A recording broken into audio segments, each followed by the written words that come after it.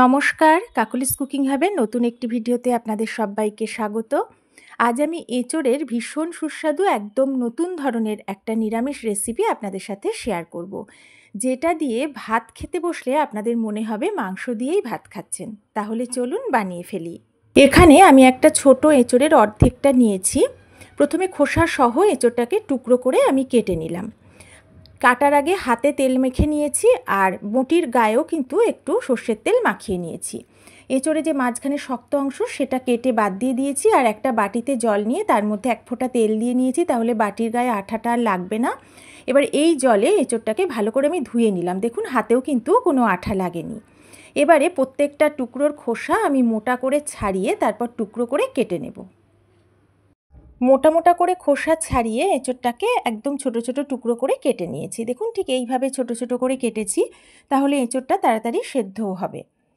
এবারে কাটার পরে আমি ভালো করে ধুয়ে নিয়েছি। এঁচোড়টা একটু দানা হয়ে গিয়েছিল, তবে দানাগুলো কচি। এই দানার উপরে যে হালকা একটা পাতলা হলুদ আস্তরণ থাকে সেটাকে তুলে ফেলে দিয়েছি। আর এই যে মোটা সাদা অংশ দেখছেন, এর মধ্যেই দানাটা থাকে, এই সাদা অংশটাকে পরিষ্কার করে কিন্তু নিয়েছি। আর এই যে এঁচোড় টুকরো করেছি, এর সামনে যে বড় বড় লম্বা লম্বা বেশ পাতলা পাতলা অংশ থাকে, তার কিছুটা কেটে বাদ দিয়ে দিয়েছি। দেখেই বুঝতে পারছেন। এইভাবে পরিষ্কার করে আমি এঁচোড়টাকে কেটে নিলাম। এবারে একটা প্রেসার কুকার নিয়ে নিলাম। এর মধ্যে এই টুকরো করে নেওয়া এঁচোড়টা পুরোটা নিয়ে নিচ্ছি। আমি আজ প্রেসার কুকারে এঁচোড়টাকে ভাপিয়ে নেব, যাতে একটু তাড়াতাড়ি হয়। আপনারা কড়াতেও ভাপিয়ে নিতে পারেন। পুরোটা নেওয়ার পর এর মধ্যে দিয়ে দিলাম 1 পিঞ্চ মতো হলুদ গুঁড়ো, আর দিয়ে দিচ্ছি 1 চা চামচেরও কম সর্ষের তেল। তেলটা দেওয়ার ফলে এঁচোড়ের আঠাটা এই প্রেসার কুকারের গায়ে লাগবে না। এবারে দিয়ে দিলাম অল্প করে একটু জল। এখন ঢাকা দিয়ে গ্যাসের ফ্লেমটা মিডিয়াম টু হাইতে রেখে 2টো সিটি দেব। তারপরে গ্যাসের ফ্লেম অফ করে ভেপারটা বার করে দেব। এঁচোড়টাকে ভাপিয়ে নিয়ে জলটা ভালো করে ঝরিয়ে একটা বাটিতে নিয়ে নিলাম। এখন আমি এর মধ্যে দিয়ে দিচ্ছি 1/3 চা চামচ আদা বাটা, দিচ্ছি 1/4 চা চামচ কাঁচা লঙ্কা বাটা। ঝালটা আপনারা আপনাদের স্বাদ মতোই দেবেন। এবারে আমি এর মধ্যে দিয়ে দিচ্ছি প্রায় 2.5 চা চামচ মতো টক দই। এখন এতে দিচ্ছি কালারের জন্য 1/4 চা চামচ কাশ্মীরি লঙ্কার গুঁড়ো, আর 1/4 চা চামচেরও কম হলুদ গুঁড়ো। এবারে এর মধ্যে দেব খুব সামান্য একটু লবণ। খুব বেশি লবণ এই সময় যেন দিয়ে দেবেন না। লবণটা দেওয়ার পর আমি দিয়ে দেবো 1/2 চা চামচ মতো সর্ষের তেল। এখন এই সব কিছু উপকরণ হাত দিয়ে আমি এঁচোড়ের সাথে মাখিয়ে নিচ্ছি। একটু আলতোভাবেই এইভাবে একটু সময় নিয়ে ভালো করে মাখিয়ে নিচ্ছি, যাতে সব অংশের গায়ে এই উপকরণগুলো ভালোভাবে মেখে যায়। এইভাবে ভালোভাবে মাখানোর পরে আমি ঢাকা দিয়ে 10 থেকে 15 মিনিট মতো রেখে দেব। তার বেশি যদি রাখতে চান সেটাও রাখতে পারেন, তবে 10 মিনিট মিনিমাম রাখলেই হবে। এখন গ্যাস ওভেনে আমি একটা কড়া বসিয়ে দিয়েছি। কড়াতে দিয়ে দিলাম পরিমাণ মতো সর্ষের তেল। তেলটা ভালো করে হাই ফ্লেমে গরম করে নিলাম। এখানে আমি 2টো মাঝারি আলু ছোট ছোট টুকরো করে কেটে নিয়েছি। তেলের মধ্যে আলুগুলো দিয়ে একটু নাড়াচাড়া করে নিচ্ছি। এখন আমি এর মধ্যে অল্প করে একটু লবণ দিলাম। লবণটা দিয়ে ভালো করে আলুর সাথে মিশিয়ে নেওয়ার পর লো ফ্লেমে ঢাকা দিয়ে আলুগুলোকে বেশ লাল লাল করে ভেজে নেব। কিছুক্ষণ পর ঢাকাটা তুলে নিয়েছি। বেশ লাল লাল করেই আলুগুলো ভাজা হয়ে গেছে, আর ভাজতে ভাজতে কিন্তু অন্তত 70% আলুগুলো সেদ্ধ হয়ে গেছে। এখন তেলটা ঝরিয়ে আলুর টুকরোগুলোকে তুলে নিচ্ছি। আলু ভেজে তুলে নেওয়ার পর যেটুকু তেল ছিল সেই তেলে ম্যারিনেট করে রাখা ভাপানো এঁচোড়টা পুরোটা আমি দিয়ে দিলাম। পাত্রে কিন্তু অতিরিক্ত মশলা আর একদমই নেই। এবারে গ্যাসের ফ্লেমটা মিডিয়াম টু হাইতে করে সমানই নাড়াচাড়া করে আমি প্রথমে 2 মিনিট মতো এঁচোড়টাকে ভেজে নেব। প্রথমে কিন্তু গ্যাসের ফ্লেম লো করব না বা ঢাকা দেব না। যেহেতু দই দেওয়া আছে, তাহলে তাড়াতাড়ি জল ছেড়ে দেবে আর এঁচোড়টা ভালোভাবে ভাজা হবে না। 2 মিনিট মতো এইভাবে নাড়াচাড়া করে ভেজে নেওয়ার পর গ্যাসের ফ্লেমটা লো করে ঢাকা দিয়ে আবারও 2 মিনিট ভেজে নেব। মিনিট 2 পরে ঢাকাটা আমি তুলে নিলাম। এঁচোড়টা বেশ ভালোভাবেই ভাজা ভাজা হয়েছে, আর দই দেওয়ার ফলে যে ভেজা ভাবটা হয়েছিল সেটা আর একদমই নেই। গ্যাসের ফ্লেমটা মিডিয়ামে করে আবারও একটু নেড়েচেড়ে ভেজে নিয়ে আমি ভাজা এঁচোড়টা তুলে নিচ্ছি। এই সময় লক্ষ্য রাখতে হবে এঁচোড়টা যেন খুব ভালোভাবে ভাজা হয়। এঁচোড়টা ভেজে তুলে নেওয়ার পর কড়াতে আমি আবারও দিয়ে দিলাম বেশ কিছুটা সর্ষের তেল। তেলের পরিমাণটা আপনারা যে যেমন পছন্দ করেন সেই বুঝেই দেবেন। তেলটা ভালো করে গরম করে নিয়ে আমি ফোড়নে দিলাম একটা তেজপাতা, দুটো ছোটো এলাচ, 3টে লবঙ্গ, একটা দারচিনি স্টিক আর হাফ চা চামচ দিলাম গোটা জিরে। প্রথমে তেলের ওপর নাড়াচাড়া করে একটু ভেজে নেওয়ার পর গ্যাসের ফ্লেমটা লো করে ঢাকা দিয়ে ফোড়নটা আমি ভালো করে ভেজে নেব। ফোড়নটা বেশ সুন্দরভাবে ভাজা হয়ে গেছে। এখন আমি এর মধ্যে দিয়ে দিচ্ছি টমেটো কুচি। একটা বড় সাইজের টমেটো একদম ছোট্ট ছোট্ট করে কুচিয়ে নিয়েছি। টমেটোটা একটু নেড়ে নেওয়ার পর দিয়ে দিচ্ছি হাফ চা চামচের কম লবণ। লবণটা দেওয়াতে টমেটোটা তাড়াতাড়ি নরম হয়ে যাবে। এবারে একটু নাড়াচাড়া করে টমেটোর সাথে লবণটা মিশিয়ে নেওয়ার পর গ্যাসের ফ্লেমটা লো করে ঢাকা দিয়ে আমি টমেটোটাকে ভালো করে ভেজে নেব।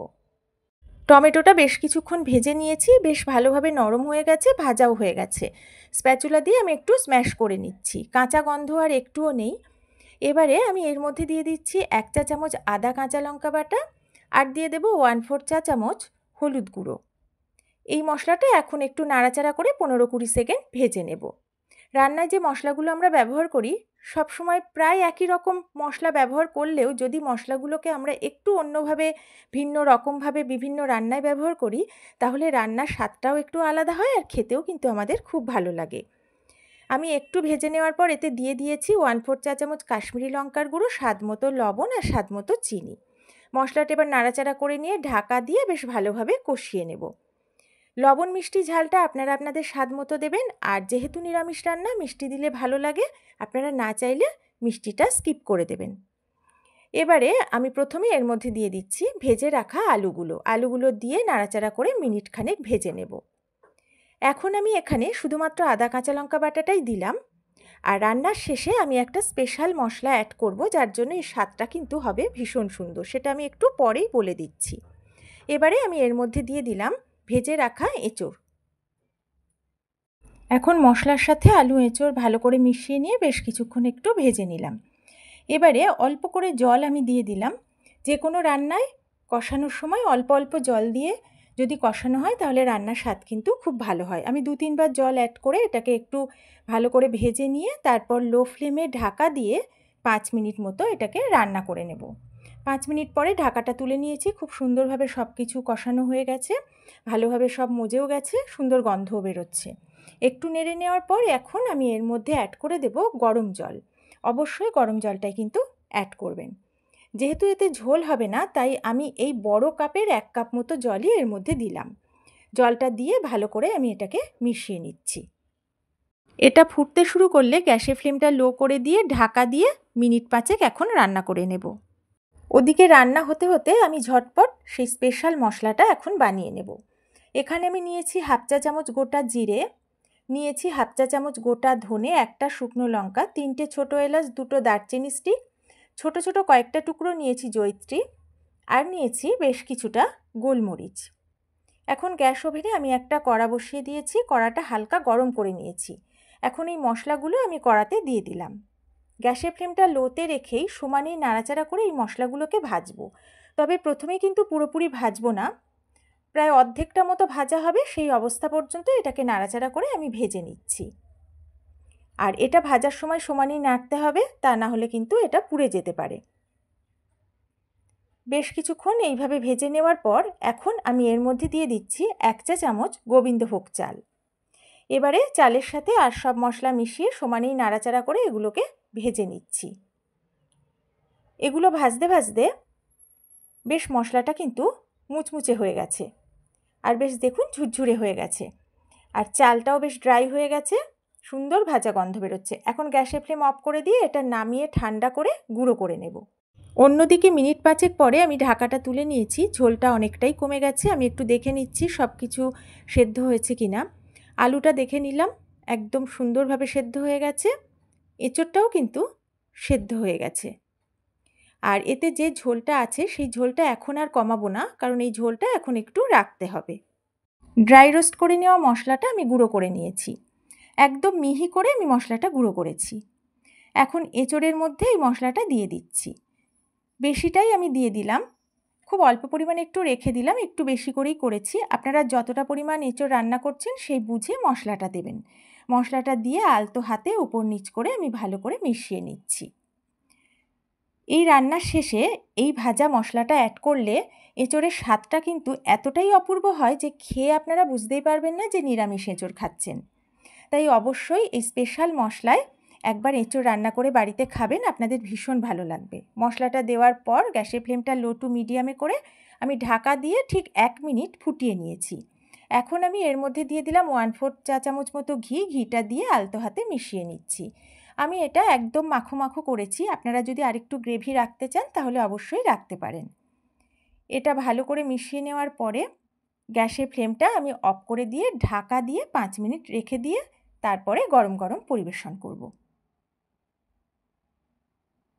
বিশেষ ধরনের মশলায় বানানো নিরামিষ এঁচোড়ের এই রেসিপিটা যদি আপনাদের ভালো লাগে অবশ্যই আমার ভিডিওতে একটা লাইক করবেন, পারলে কমেন্ট করবেন, একটু শেয়ার করবেন। আর নতুন বন্ধুরা যদি আমার ভিডিও ভালো লাগে অবশ্যই বন্ধু হয়ে আমার পাশে থাকবেন। তাহলে আজকের মতো আমি বিদায় নিচ্ছি। আবার নতুন কোনো সুন্দর রেসিপি নিয়ে তাড়াতাড়ি চলে আসব। সবাই ভালো থাকবেন, সুস্থ থাকবেন।